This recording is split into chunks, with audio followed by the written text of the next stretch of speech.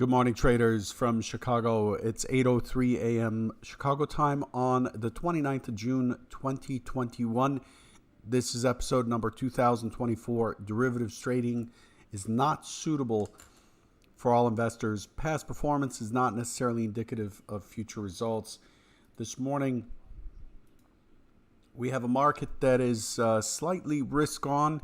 As we come in, we have a push by the German DAX and the Euro Stoxx 50 this morning, and with the Dow holding near 100 points higher.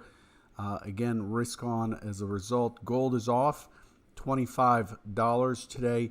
Crude is remaining strong, holding above the $70 mark still, with the 10-year notes, the 30-year bond, and the Eurobond down. So allocation is to risk this morning. The market is still anticipating a lot. The COVID Delta variant is seeing an infection spike. I believe Missouri had 800 cases 2 days in a row of new COVID cases, which was unusual, and as a result, we need to keep an eye on this to see if there are further shutdowns or if this Delta variant puts us back into a situation where we're shutting things down again. U.S. inflation is still on deck, and the U.S. employment report is still ahead of us, looming ahead of us. This week is kind of interesting because we do have the unemployment report on Friday, but on Monday, the U.S. has Independence Day, so Monday is actually a holiday. So as we approach the end of the week, we have two kind of opposing forces. One is the strong pull from the long weekend, and then the other is the non-farm payroll. So my guess would be a non-farm payroll report that is highly traded and open, that's highly traded, and then a pretty dead afternoon trade on Friday. So we'll see how that works, but as we make our way through the week. The S&P has traded 124,000 contracts so far, and has had about 11.5 points of range. The point of control is at 42.80 and a quarter. It is completely balanced. And it's still, we have another situation where we're coming in where the S&P has pulled back overnight and is rallying into the open. We've seen this again and again for the last 3-4 sessions where we're just not letting go of lower prices at all. So likely, and yesterday the open was a pretty much an open test drive down. After that, and then we ended up pushing higher into the close, into that size that I showed you on the Edge Pro X heat map at 42.80. So very interesting to see. An important thing to note, 84% of the inventory is short in the overnight session. And then on deck today on the calendar, we did have the Case-Shiller numbers just a few minutes ago, 6 minutes ago. We have ECB's President Lagarde speaking at 9:40 Eastern, consumer confidence at 10, and then we're looking at API crude oil stock at 4:30 after the close. In case you did not hear, the CME removed the 15-minute halt between 3:15 and 3:30 Central, 4:15, 4:30 Eastern. That halt has been removed as a result of the pits being closed, and so reconciliation with the pit is no longer needed, and so the new extended hours go from, or the new session goes from 5 p.m. or 6 p.m. Eastern to 5 p.m. Eastern without a halt. 23 solid hours of trading. Again, no more 15-minute break in between, which may require you to update your platform to remove that break. Extended hours for me continue to be any time outside of the pits. So anytime past 4:15 Eastern, 3:15 Central, all the way to the open at 8:30 Central, 9:30 Eastern is considered extended hours. But in time, with settlement being the last 30 seconds of cash trading, that means the settlement price for the S&P is determined in the last minute, in the last 30 seconds of cash trading using a VWAP of price. That's just the way the settlement price is being determined, with it being in line with the cash close. Very, very soon, I suspect that 15-minute period after the cash close in the futures, where we used to settle out and square up and hedge in that last 15 minutes in the futures against the stock positions, I'm suspecting this will disappear as well. So the session will probably, with the future session, will be exactly the same as the cash session for RTH, and all other times are extended trading hours. I hope that makes sense. Anyway, this is what we have on deck today. Again, 4:30 crude oil stock change, 7:50 industrial production out of Japan, and then the 9 p.m. Eastern hour brings the MBS manufacturing PMI and non-manufacturing PMI from China. Let's take a look at what we expected yesterday. Yesterday, I was looking for a pullback into 74 and a push to 86 as a primary scenario. Remember yesterday I said the day range stat is expected around 12 points. 12 points, that's where the 86 is projected. I did mention the 80 having some size and being a strike price. That's likely to cause a pause. But I expected the market to push through into 86. What it actually did was to dip lower. Yesterday, what we had is a drive down, an open test drive. So we opened at 77 and a quarter, and we pushed to 78, and then we drove down into 66.50. And 65.75. So what that did is it moved the entire structure down. So instead of 86, we got 82. Instead of 70, we got 65.75. So everything shifted down by 4 points. We ended up with 12 points of range yesterday, as anticipated. But the morning open was kind of interesting. We had an impulse down of 11 and a quarter points, and then a pullback with a continuation by just 3 ticks before the reversal. And then the reversal took forever to resolve. This basically is one continuous zipper right here from about 9 a.m. Central until about 11:30 Central. The market didn't go anywhere. It just sat sideways in the middle of the range, and it finally dipped below, pushing the IB low after multiple attempts. It finally pushed the IB low from 65.75 to 64 and a quarter, so a point and a half, and then immediately it was taken up, and then we crossed the entire range to go neutral. So we broke the IB low right here, and then we broke the IB high right there, and we finished strong. Technically speaking, yesterday's close was a neutral extreme up close. Yesterday put in new all-time highs in the RTH session at 42.82. The close yesterday was very bullish. There was a lot of trading that took place. There was a lot of volume that took place at the high here, at the very high here. But on the close, we saw Delta getting hammered, the bid getting hammered. But the bid getting hammered with price not moving tells us there's support there in what was a bullish close. So we expect a higher high overnight at some point. But strangely enough, it didn't accomplish that until just now.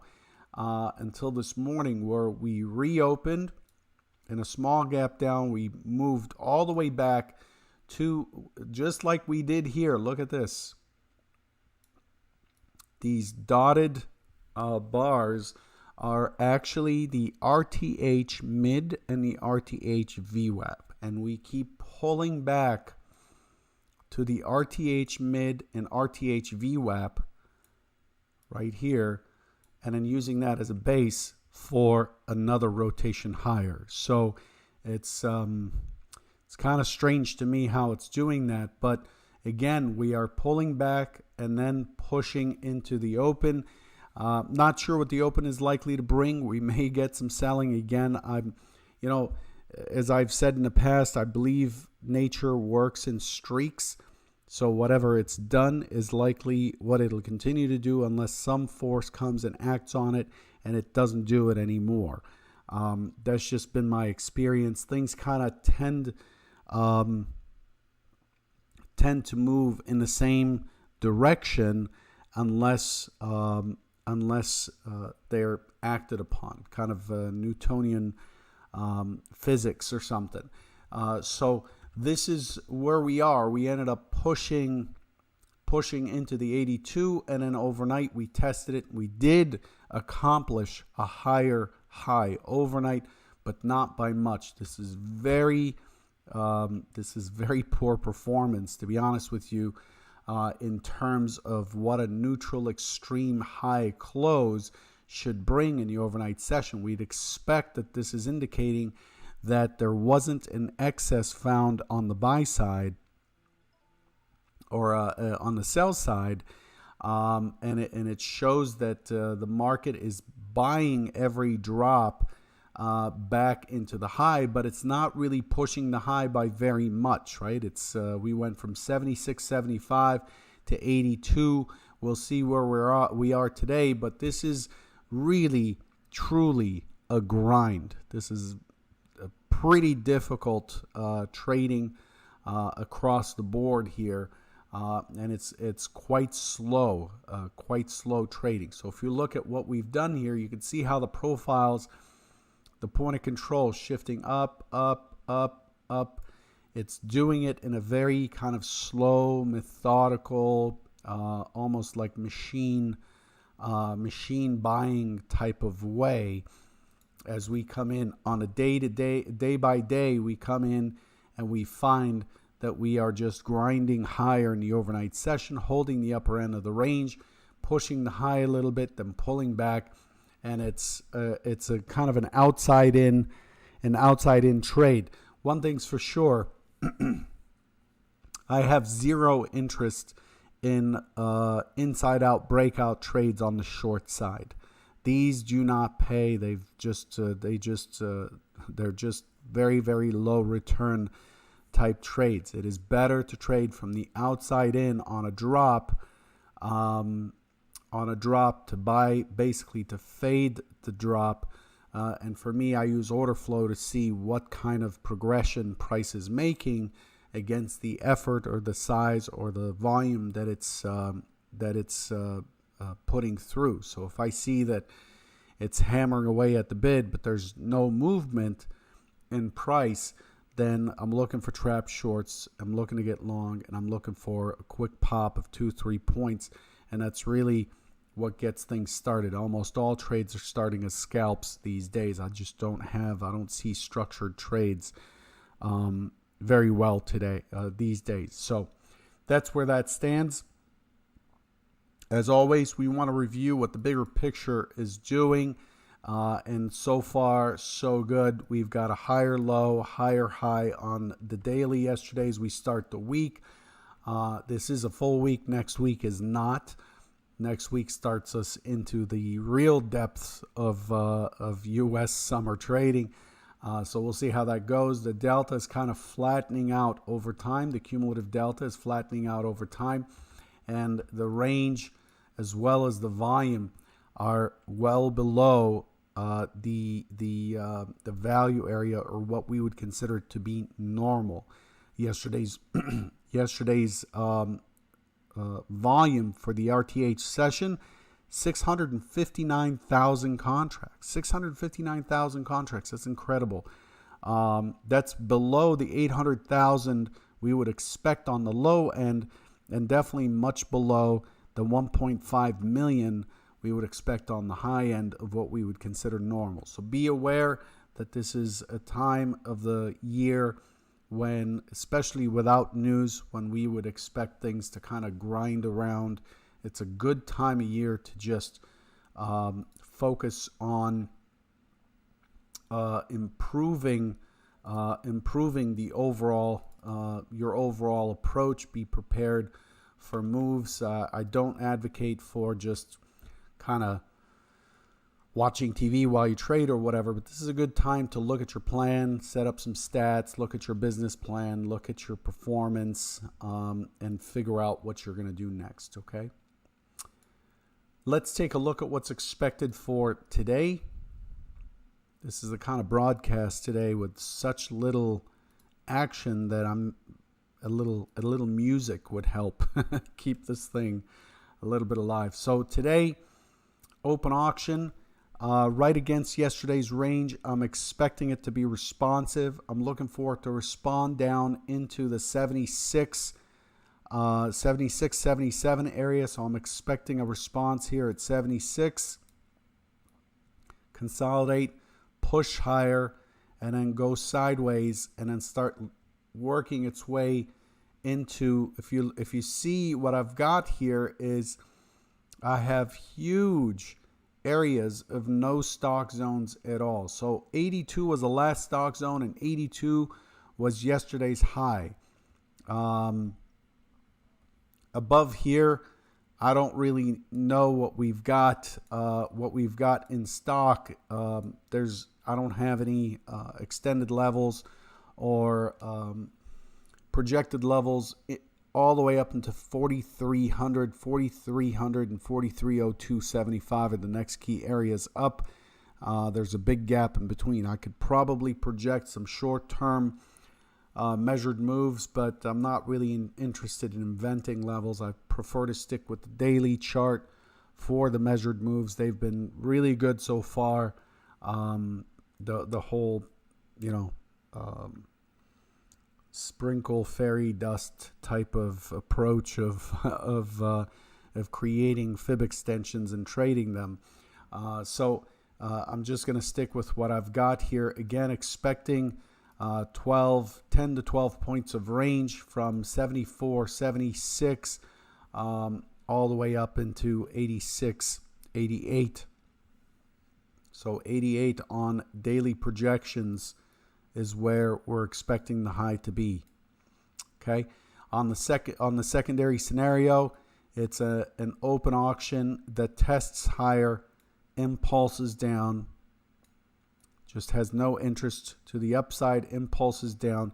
If we have an impulse down, we're looking at it pushing a little bit deeper down into 71, 72, the prior week's close, and then looking for it to test a little bit lower before bouncing back up into the close.